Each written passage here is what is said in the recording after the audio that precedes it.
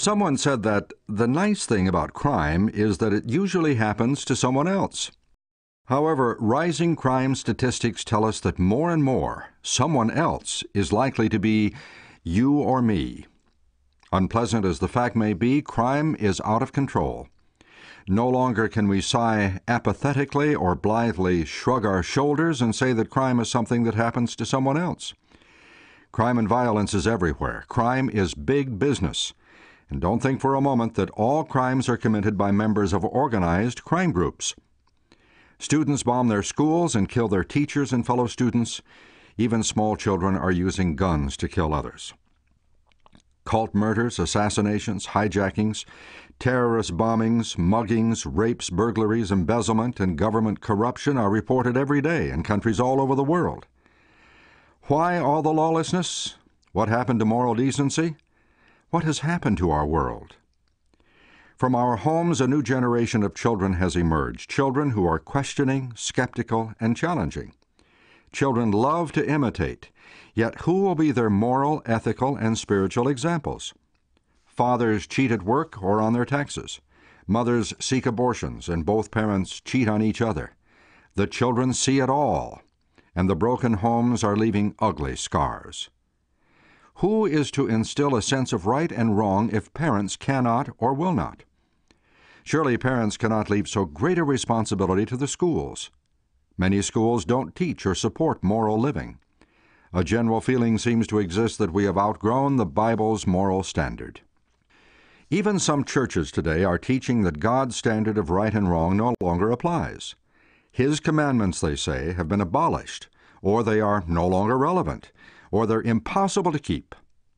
As a result, many people are following their own desires, doing their own thing, and society is reaping a bumper harvest of broken homes, uncontrolled children, and violent crimes. In the words of Hosea the prophet, they sow the wind and reap the whirlwind. But the question must be asked, who determines when a situation is right or wrong? Isn't the moral judgment of even good people often imperfect at times? If there is no standard of right and wrong outside of ourselves, we can justify almost anything. But the Bible reminds us that we are not good judges of what is right and what is wrong. There is a way that seems right to a man, but its end is the way of death. Proverbs 16:25. The Apostle Paul predicted, "For the time will come when they will not endure sound doctrine, but according to their own desires, because they have itching ears. They will heap up for themselves teachers, and they will turn their ears away from the truth and be turned aside to fables." 2 Timothy 4:3-4. Yes, sad to say, we are discovering that we do not get freedom by throwing out the rules. Remove the standard of right and wrong, and chaos follows. If you removed all the traffic signs and signals, there would be chaos on the roads and highways. What are the rules? Can we know what is right or wrong? Is anything black or white anymore? Or does most behavior fall into that fuzzy gray area in between? A long time ago, God gave us a formula for a crime-free society. And had it always been followed, crime would never have existed. Everyone would be safe and happy any place on earth. When the children of Israel camped at Mount Sinai, the Lord came down to meet them and said, "I am the Lord your God, who brought you out of the land of Egypt, out of the house of bondage." Exodus 20:2. First, the Lord identified himself as their deliverer from slavery. He was the one who had opened up the Red Sea before them. He was their protector. In other words, he was saying, "I care for you. You can trust me." Then he spoke his divine law so that man could know how to live in peace and safety. So he would know what was right and what was wrong. Let's take a quick look at a list of the 10 Commandments which he spoke atop Mount Sinai.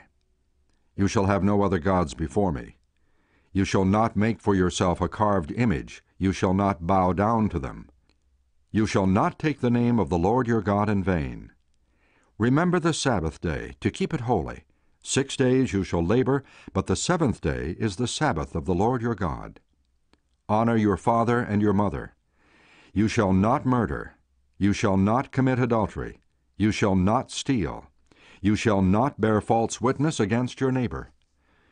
You shall not covet your neighbor's house. You shall not covet your neighbor's wife, nor his male servant, nor his female servant, nor his ox, nor his donkey, nor anything that is your neighbor's. Exodus 20, 1 through 17. As the people of Israel listened, they were greatly moved. If that was God's will, they determined to do it. But then, knowing how forgetful we humans can be and not wanting to trust the exact wording to the frail memory of man, God wrote all of the 10 Commandments on 2 tables of stone with his own finger.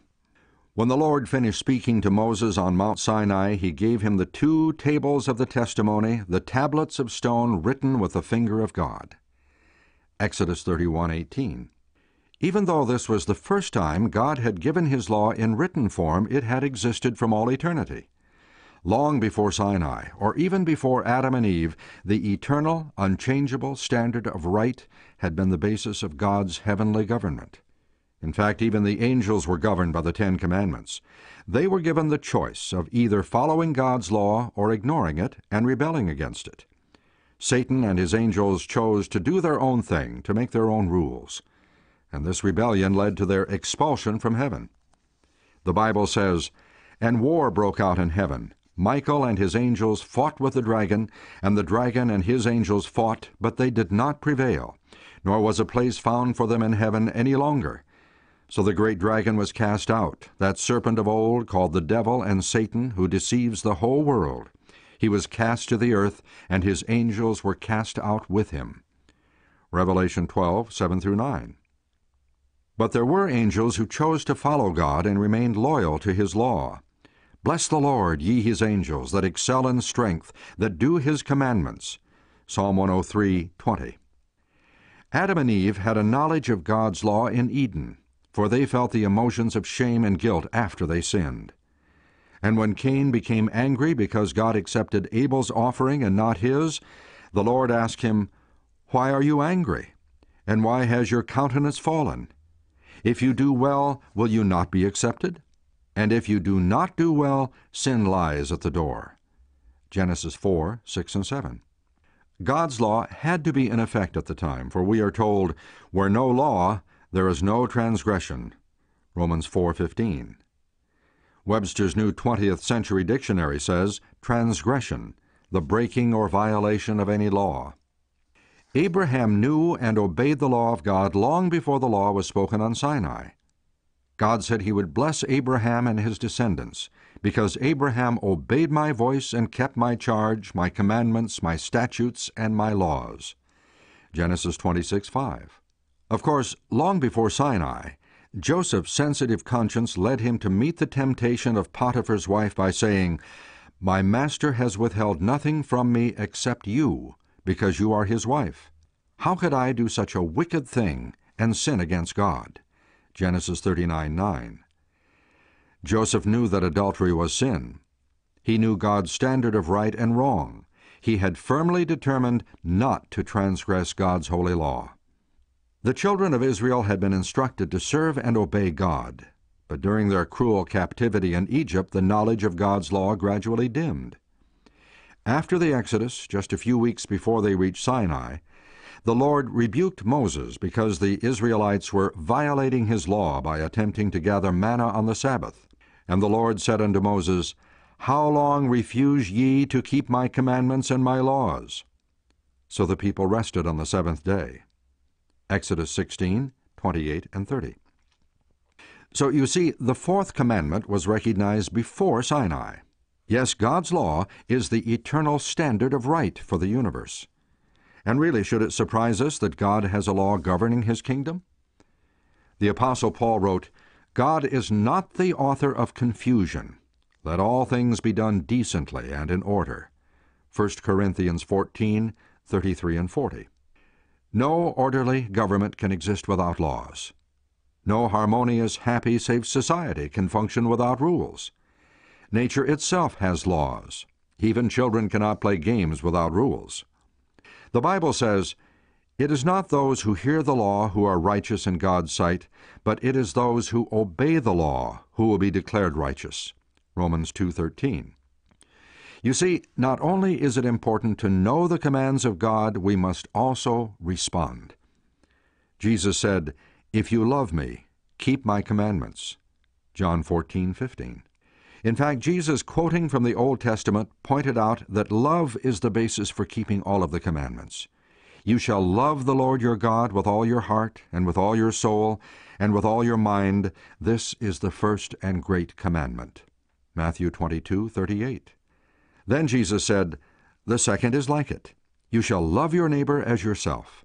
On these two hang all the law and the prophets." Matthew 22:37 through 40. If we truly love God with all our hearts, minds, and soul, we certainly will express that love by keeping the first 4 commandments. God will be number 1 in our lives. Our worship will be reserved for Him alone. We will respect and reverence His holy name. We will be anxious to keep our appointment with Him each Sabbath. And if we really love our fellow men as we love ourselves, we will surely respect and honor our parents, value life, preserve morality, respect the property of others, be honest in our relationship with each other, not covet that which belongs to another. Estimates indicate that more than 35 million laws have been drafted by man to control behavior. But in 10 Commandments, God drafted a code of conduct that truly covers all human behavior. What a God! But more important, unlike the defective or unwise laws that men make and remake, the law of the Lord is perfect, and in keeping them there is great reward. Psalm 19:7 and 11. A Bible student named August Strong wrote, "Law is only the transcript of God's nature." Today we would say, the 10 Commandments are but a profile of God's character, a character that is unchangeable. You see, any change in the law of God would make it less than perfect. Being a perfect law, it can never be altered. That is the truth Jesus spoke when He said, "It is easier for heaven and earth to pass away than for one tittle or tiny part of the law to fail." Luke 16:17. But you say, "I've always felt that the 10 Commandments restricted my happiness, sort of fenced me in." God never meant His law to be a burden to man or to restrict his happiness. On the contrary, God intended it to be a wall of protection shielding us from sorrow and guilt. He intended that His law would ensure everyone's freedom and safety everywhere. The Lord said, "Oh, that there were such an heart in them, that they would fear me and keep all my commandments always, that it might be well with them and with their children forever." Deuteronomy 5:29. Just as we build guardrails on bridges and mountain roads to protect us from danger, God gave us His law to protect and guard us on the road of life. But there's another reason God gave man His law. By the law is the knowledge of sin. Romans 3:20. As Paul said, "I would not have known sin except through the law. For I would have not known covetousness unless the law said, 'You shall not covet.'" Romans 7:7. Dr. Arthur Beets told a story about an African princess who had been led to believe by her subjects that her beauty was unsurpassed. However, one day a trader came to her village and sold her a mirror. When she looked into the mirror, she was horrified by her ugliness and smashed the mirror to pieces. God's law is like a mirror, and as we look into it, like